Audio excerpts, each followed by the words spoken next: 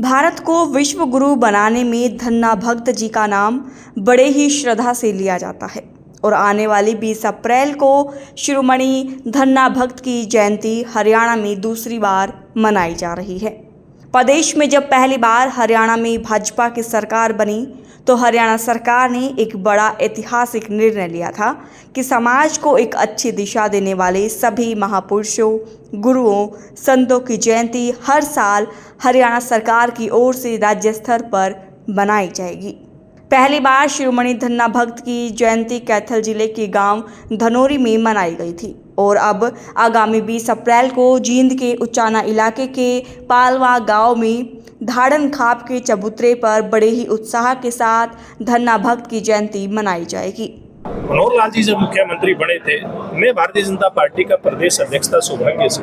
उस समय तय हुआ था कि सर्व समाज हरियाणा प्रदेश में जिन जिन भी महान पुरुषों की, संत महात्माओं की, संतों की, भक्तों की जयंतियां मनाता है, वो समाज अपने स्तर पे मनाता है, तो क्यों ना सरकार ऐसी जयंतियों का आयोजन करे और सर्व समाज मिलकर के उसके अंदर अपनी भागीदारी करे और हमारी सांस्कृतिक जो विरासत है वो जनता के सामने निकल करके आए और सब मिल करके जब इस प्रकार के कार्यक्रमों का आयोजन करते हैं तो निश्चित रूप से उससे भाईचारा भी मजबूत होता है।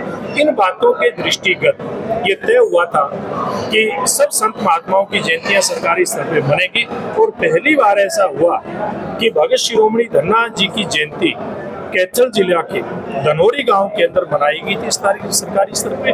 उस समय के मुख्यमंत्री मनोहर लाल जी कार्यक्रम में आए थे। विशेष रूप से देश के उपराष्ट्रपति जगदीप धनखड़ जी उस कार्यक्रम में आए थे। बहुत विशाल कार्यक्रम हुआ था और अब धन्ना भगत जी की जयंती का कार्यक्रम इस बार का वो भी सरकारी स्तर का कार्यक्रम होगा।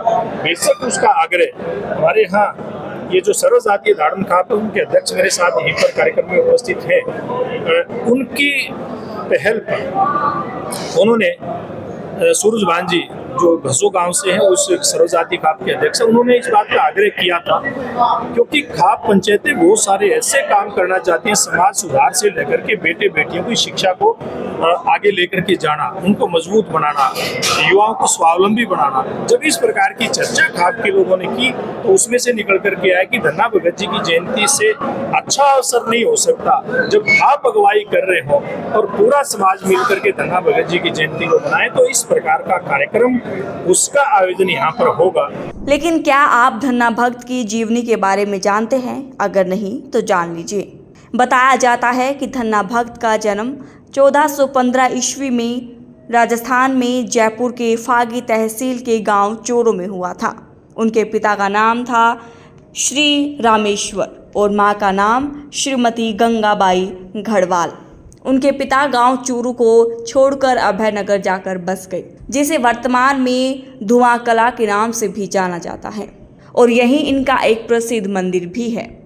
धन्ना भक्त जाट समुदाय से आते थे, इसीलिए उन्हें पहले धन्ना जाट कहा जाता था। एक बार उनके घर पर उनके कुल ब्राह्मण श्री त्रिलोचन जी आए थे, जो कुछ दिन उनके घर पर ही ठहरे थे। ब्राह्मण हर रोज ठाकुर जी की अर्चना वंदना करते थे और यही सब देखकर एक दिन बालक धन्ना ने ब्राह्मण त्रिलोचन से कहा कि वह भी ठाकुर जी की पूजा करना चाहते हैं।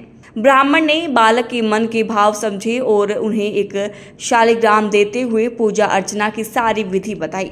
जब ब्राह्मण उनके घर से चले गए तो अगले दिन धन्ना खेत में गायें चराने गए और साथ में शालिग्राम भी अपने साथ ले गए। खेत में जाकर धन्ना ने ब्राह्मण की बताई रीति के अनुसार ठाकुर जी को भोग लगाया और आंखें बंद करके प्रभु का ध्यान किया।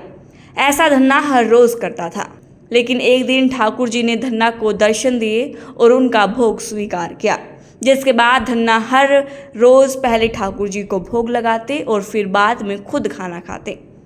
धन्ना भक्त के प्रेम को देखकर भगवान ने उनके भोग के बदले में उनकी गायें चराने का काम शुरू किया। कुछ दिनों बाद त्रिलोचन ब्राह्मण धन्ना के घर वापस आए और धन्ना से पूछा कि क्या शालिग्राम की पूजा सही से करते हो? तब धन्ना ने जवाब दिया कि पंडित जी, ठाकुर जी हर रोज भोग भी खाने आते हैं और बदले में मेरी गायें भी चराते हैं।